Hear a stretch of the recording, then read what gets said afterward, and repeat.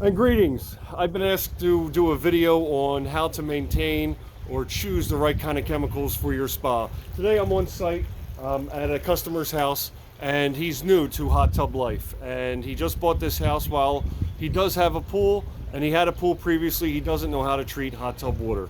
And this video is going to be about that. So the question is, how do you treat water in a hot tub? And the answer is it depends. Depends on a lot of factors. One being if you have a pool. If the pool is located near the hot tub, if the hot tub and the pool are adjoining together. If you have a pool and you're using chlorine, not a salt system and not any kind of other system, you should consistently use chlorine throughout. So while I'm not a fan of chlorine in hot tubs, if you have a pool, you should be treating the water pretty much identical to how you treat your pool, with some minor exceptions. So specifically, how big is your hot tub? How do you treat the water in the hot tub? Well, this hot tub right here is about 350 to 400 gallons worth of water.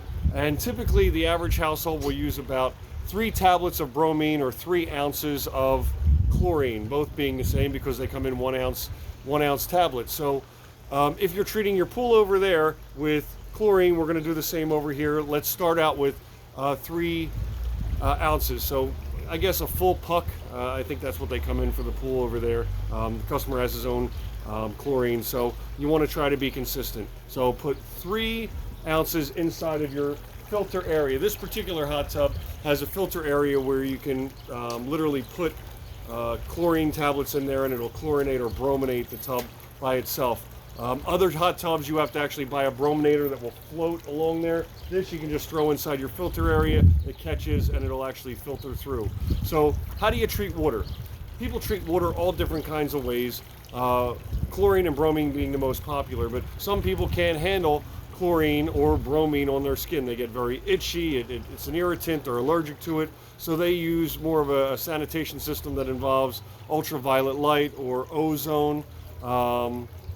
I've seen people as extreme to the left or extreme to the right, it doesn't matter, use bleach, a cup of bleach inside of their hot tub, and that's how they sanitize water to get rid of the bacteria in it, all the way to a salt-based system to the right, or an ultraviolet light or a lighter version. So you have the extremes. It's what your skin can handle. And in fact, the way you treat your water is going to be dependent upon who you are, what you eat, all kinds of varying factors. And so checking the water and getting used to the water is an important part of hot tub life. So in general, it's 3 tablets inside your brominator or your filter area, and that should do you. You should check your water regularly, especially before you get in. You use little test strips, put it in, take a look at it, and that's the most important part.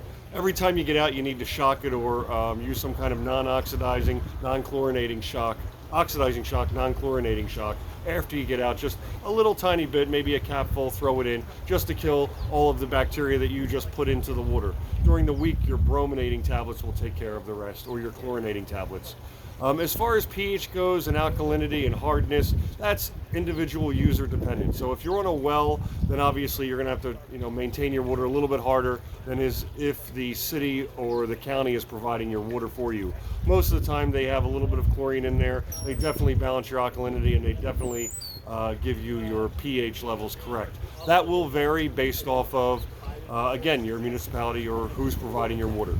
So important parts take away from this video: chlorinate. Make sure that there's consistently 3 per week in your filter area. Once a week, go out and check. Once a week, pull your filters out of your filter area and just rinse them off with a hose. Once a month, take those filters and put them in a Home Depot bucket or Lowe's bucket.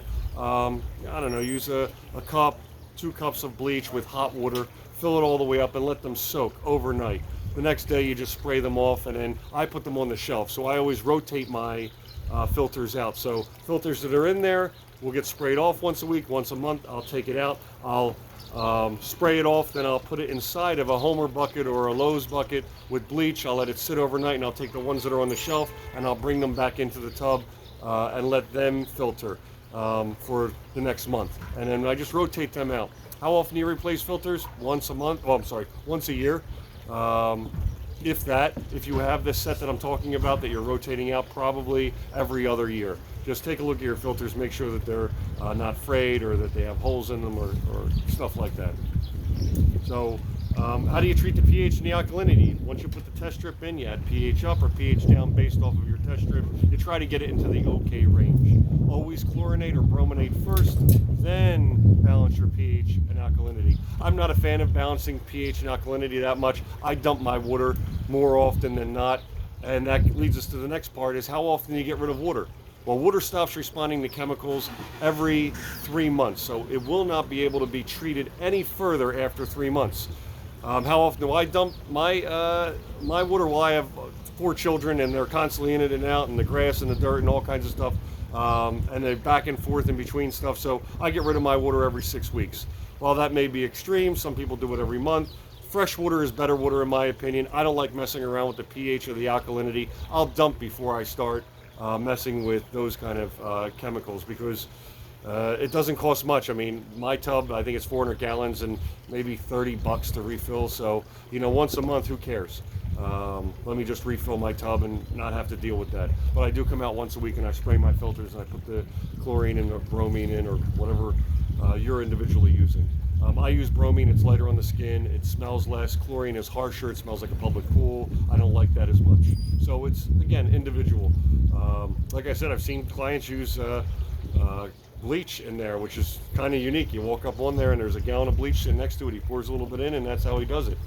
The opposite end is they can't stand it, and it's a stainless steel tub, and you have just the ultraviolet light with an ozonator. So that's the choice. That's the real deal on water.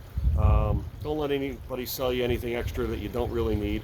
Buy the 5-pound or the 25-pound buckets of bromine or chlorine and just put that stuff in, and buy the sanitizer in bulk. It doesn't typically go bad, especially in the first year or so. And I bet you have it for multiple years. And if you have any questions about water, wipe the sides down in your tub. Let's talk about a couple other things about water. I was going to close up, but I thought about a couple other things. Everybody has soap on their skin because we use soap to bathe in. We have soap in our clothes, we have soap in our hair. When we get in and out of the tub, that soap accumulates, and so you need to use a defoamer to get the foam out. I lightly pour it in. I buy a gallon jug and I lightly pour a little bit in, and then just until the bubbles go away. So if you buy a gallon, it'll last you maybe 2 years. It's ridiculous. And it's only right now, as we do the video, about $27, $30. There is something called a clarifier. There are particulates that are inside the water that don't get caught by the filter, that you need to put a coagulant in, like a clarifier, to bond them together so that they're caught by the filter. At least that's my understanding of it. If I see my water and it's kind of hazy, I'll put an ounce of clarifier in it. It'll bond them together, and in a little bit it'll be clear. Some people have oily skin. More than not, it's typically what you eat. Nationality has stuff to do with it as well. So there are scum bugs that float on the top. They're not bugs and they're not scummy, but they do take the scum and the oil out of the hot tub. They just sit and float in the water. They're like a sponge, and you take them out, squeeze them, throw them back in, and they'll take up the oil. So we've talked about Defoamer, we talked about Clarifier, we talked about scumbugs. I use Inspiration. It's like a Bath and Body Works thing. You just put a little ounce in. It dissipates after a couple of hours, so it just makes the water smell better, and I don't like the smell of chemicals like the bromine or chlorine, and so I put that in there, and it seems to work out well. Other than that, dump water. Fresh water is better water, so that's my advice. Just, change the water more than not. And if you have any questions, concerns, give me a holler. Put comments in the link below, like, subscribe, all that good stuff. Spa guys.